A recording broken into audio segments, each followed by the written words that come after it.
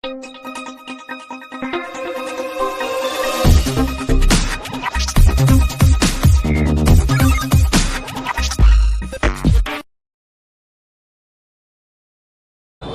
ಬೆಳಗಾವಿ ಅಧಿವೇಶನ ಆರಂಭ ಆಗ್ತಿದೆ. ವಿಪಕ್ಷಗಳು ಹೇಳ್ತಿವೆ ಸರ್ಕಾರ ಸಮಸ್ಯೆಗಳ ಸರಮಾಲೆ ಸರ್ಕಾರದ ಮುಂದಿವೆ. ಮೆಕ್ಕೆಜೋಳ ಸಮಸ್ಯೆ, ಕಬ್ಬು ಬೆಳೆಗಾರರ ಸಮಸ್ಯೆ, ಉತ್ತರ ಕರ್ನಾಟಕದಲ್ಲಿ ಪ್ರತ್ಯೇಕ ಜಿಲ್ಲೆಗಳ ಹೋರಾಟ ಕೂಡ ನಡೀತಾ ಇರುವಂತಹದ್ದು. ಸಮಸ್ಯೆಗಳು ಯಾವಾಗಲೂ ಕೂಡ ಇರ್ತದೆ. ಸಮಸ್ಯೆ ಇಲ್ಲದೆ ಇರುವಂಥ ಒಂದು ವ್ಯವಸ್ಥೆ ನಮ್ಮ ದೇಶದಲ್ಲಿ ಏನಿಲ್ಲ. ಯಾವುದೇ ಸರ್ಕಾರ ಇರಲಿ, ರಾಜ್ಯ ಸರ್ಕಾರಕ್ಕಿರಲಿ, ಕೇಂದ್ರ ಸರ್ಕಾರಕ್ಕಿರಲಿ, ಆಯಿತಾ. ಅದರಿಂದ ವಿಪಕ್ಷಗಳು ಸಮಸ್ಯೆಗಳು ಸುರಿಮಳೆ ಇದೆ ಅಂತ ಹೇಳುವಂಥದ್ದೇನೋ ಅದೇನು ದೊಡ್ಡ ವಿಷಯ ಏನಲ್ಲ. ಆದರೆ ಎಲ್ಲ ಸಮಸ್ಯೆಗಳಿಗೆ ಸ್ಪಂದಿಸ್ತಾ ಇರತಕ್ಕಂಥ ಸರ್ಕಾರ ಅಂತ ಹೇಳಿದ್ರೆ ನಮ್ಮ ಸರ್ಕಾರ.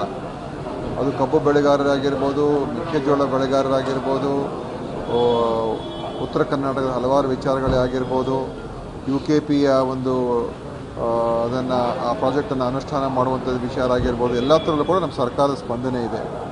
ಇವತ್ತು ವಿಫಲ ಆಗಿರುವಂಥದ್ದು ನಮ್ಮ ಸರ್ಕಾರ ಅಲ್ಲ, ಇವತ್ತು BJP ಕೇಂದ್ರ ಸರ್ಕಾರ ರಾಜ್ಯಕ್ಕೆ ಮೋಸ ದ್ರೋಹ ಮಾಡ್ತಾ ಇರುವಂಥದ್ದು, ರಾಜ್ಯದ ರೈತರಿಗೆ ದ್ರೋಹ ಮಾಡ್ತಾ ಇರುವಂಥದ್ದು. ಕಬ್ಬು ಬೆಳೆಗಾರರಿಗೆ ಸಂಪೂರ್ಣವಾಗಿ ಕೇಂದ್ರ ಸರ್ಕಾರ ನಮ್ಮ ಕಬ್ಬು ಬೆಳೆಗಾರರ ಕಡೆ ತಿರುಗೂ ಕೂಡ ನೋಡಲಿಲ್ಲ. ಯಾವುದೇ ರೀತಿಯ ಸಮಸ್ಯೆಗೆ ಪರಿಹಾರ ಹುಡುಕೋದ್ರಲ್ಲಿ, ಯಾಕಂದರೆ ಅವ್ರ ಜವಾಬ್ದಾರಿ ಬಹಳ ಇದೆ ಕೇಂದ್ರ ಸರ್ಕಾರದ್ದು, ಏನೂ ಕೂಡ ಮಾಡಲಿಲ್ಲ. ಅದೇ ರೀತಿ ಮೆಕ್ಕೆಜೋಳ ಈಗ ಇದ್ರ ಬಗ್ಗೆನೂ ಕೂಡ ಸಂಪೂರ್ಣವಾಗಿ ಕೇಂದ್ರ ಸರ್ಕಾರ ಇವತ್ತು ಕೈಚಲ್ಲಿ ಕೂತ್ಕೊಂಡಿದೆ. ಏನನ್ನು ಕೂಡ ಮಾಡೋದಕ್ಕೆ ತಯಾರಾಗಿಲ್ಲ. MSPಯಲ್ಲೂ ಕೂಡ ಬೆಂಬಲ ಬೆಲೆ ಯೋಜನೆಯನ್ನು ಅನುಷ್ಠಾನ ಮಾಡೋದಕ್ಕೆ ಕೇಂದ್ರ ಸರ್ಕಾರ ಬಿಟ್ಟಿಲ್ಲ. ಮತ್ತು ಏನಕ್ಕೋಸ್ಕರ ಈ ಕೇಂದ್ರ ಸರ್ಕಾರ ಇದೆ? ಈ ವಿರೋಧ ಪಕ್ಷದವರು, BJPಯ ಮುಖಂಡರುಗಳು ಮತ್ತು ಕುಮಾರಸ್ವಾಮಿಯವರು ಎಲ್ಲ ಮಂತ್ರಿಗಳಾಗಿ ಎಲ್ಲೆಲ್ಲ ಕೂತ್ಕೊಂಡಿದ್ದಾರೆ. ಆದರೆ ಈ ರಾಜ್ಯದ ಜನರ ಪರವಾಗಿ ಏನು ಮಾಡ್ತಾ ಇದ್ದಾರೆ? ಅದು ಇವತ್ತು ಅವರ ವಿಫಲನೇ ಈ ಸದನದಲ್ಲಿ ನಾವು ಚರ್ಚೆ ಮಾಡ್ತೀವಿ. ಕೇಂದ್ರದ ಮಲ್ತಾಯಿ ಧೋರಣೆ, ಕೇಂದ್ರ ಸರ್ಕಾರ ಮಾಡ್ತಾ ಇರ್ತಕ್ಕಂಥ ಅನ್ಯಾಯ ಮತ್ತು ಇವತ್ತಿನ ವಿರೋಧ ಪಕ್ಷದ ವೈಫಲ್ಯತೆಯನ್ನು ಈ ಒಂದು ಸದನ ಚರ್ಚೆ ಆಗ್ತದೆ.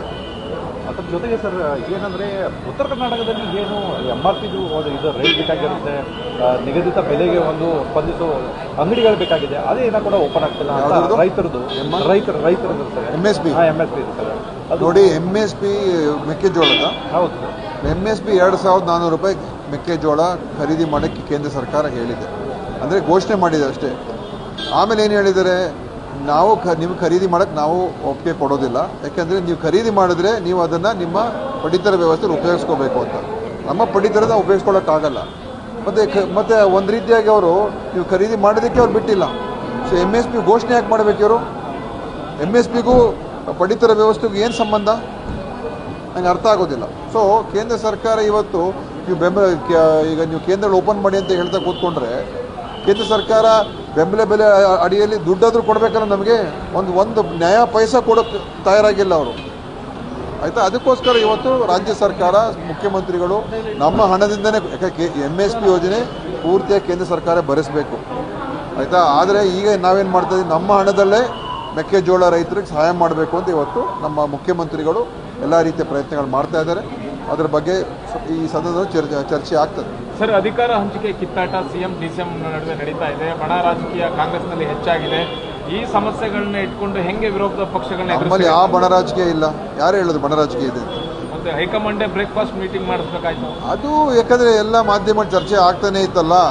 ಈಗೆಲ್ಲ ಒಗ್ಗಟ್ಟಾಗಿದ್ದೀವಿ, ಒಂದಾಗಿದ್ದೀವಿ, ಎಲ್ಲ ಸಭೆಗಳಲ್ಲಿ ಒಂದಾಗಿ ಹೋಗ್ತೀವಿ, ಕ್ಯಾಬಿನೆಟ್ನಲ್ಲಿ ಒಂದಾಗಿ ಚರ್ಚೆ ಮಾಡ್ತಾಯಿದ್ದೀವಿ, ಎಲ್ಲೂ ಕೂಡ ವ್ಯತ್ಯಾಸ ಇಲ್ಲ. ಮತ್ತು ನಮ್ಮಲ್ಲಿ ಸ್ಪಷ್ಟವಾದಂಥ ಒಂದು ವಿಚಾರ ಏನಂತ ಹೇಳಿದ್ರೆ, ಕೇಂದ್ರಕ್ಕೆ ನಮ್ಮ ಪಕ್ಷದ ಹೈಕಮಾಂಡ್ ಪ್ರಕಾರ ನಾವು ನಡೀತೀವಿ ಅಂತ ಹೇಳಿದ ಮೇಲೆ ಯಾವುದೇ ಗೊಂದಲ ಇಲ್ಲ, ಯಾವುದೇ ಸಮಸ್ಯೆ ಇಲ್ಲ. ಇವತ್ತು ಅದಕ್ಕೆ ನಮ್ಮ ಪಕ್ಷದಲ್ಲಿ ಬಣಗಳೂ ಇಲ್ಲ, ಭಿನ್ನಮತನೂ ಇಲ್ಲ. ಆಗಬೇಕು, ಅದೇ ನಾವು ಹೇಳೋದು, ಚರ್ಚೆ ಆಗಬೇಕು. ಆ ಚರ್ಚೆ ಆದಮೇಲೆ ಗೊತ್ತಾಗುತ್ತೆ ಎಷ್ಟು ಮಟ್ಟಿಗೆ BJPಯವರು ನಮ್ಮ ರಾಜ್ಯಕ್ಕೆ ಮೋಸ ಮಾಡ್ತಾ ಇದ್ದಾರೆ ಅಂತ. ಚರ್ಚೆ ಆದ್ರೇ ಗೊತ್ತಾಗ್ತದೆ. ಸರಿ, ಅವಿಶ್ವಾಸ ನಿರ್ಣಯವನ್ನು ಮಂಡಿಸ್ತೀವಿ ಅಂತ BJP ಹೇಳ್ತಾರೆ. ಯಾಕಂದ್ರೆ ಸರ್ಕಾರದಲ್ಲಿ ಒಬ್ರಿಗೊಬ್ರಿಗೆ ವಿಶ್ವಾಸ ಇಲ್ಲ, ಸಚಿವರುಗಳು ಬಣ ಆಗಿದೆ. ಹಾಗಾಗಿ ಅವ್ರು ಏನಾದರೂ ಅವಿಶ್ವಾಸ ಮಂಡಿಸಿದ್ರೆ ಅದು ಯಾಕೆ ಮಂಡಿಸ್ತಾರೆ ಅಂತೇಳಿ ಒಂದು ಚರ್ಚೆ ಮಾಡೋಕ್ಕೆ ಅವಕಾಶ ಸಿಗ್ಬೋದು ಅಂತ ಮಂಡಿಸ್ಬೋದು ಅಷ್ಟೇ. ಇಲ್ಲದೆ ಹೋದರೆ ಇನ್ನು ಬೇರೆ ಏನು ಕೂಡ ಅದರಿಂದ ಸಾಧನೆ ಮಾಡೋದಕ್ಕೆ ಏನೇನು ಕೂಡ ಇಲ್ಲ. ನಮ್ಮಲ್ಲಿ 1% ಕೂಡ ನಾವಲ್ಲಿ ಹಂಗೆ ನೋಡೋಕೆ ಹೋದರೆ ಅವ್ರ ಪಕ್ಷದಲ್ಲೇ ಬೇಕಾದಷ್ಟು ಭಿನ್ನಾಭಿಪ್ರಾಯಗಳಿದೆ. ಆಯಿತಾ.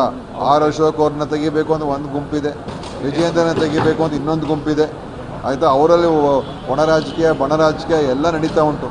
ಸೊ ಅವ್ರು ಸ್ವಲ್ಪ ಅವ್ರ ಮನೆ ಸರಿ ಮಾಡಿಕೊಂಡ್ರೆ ಸಾಕೀಗ. ಓಕೆ.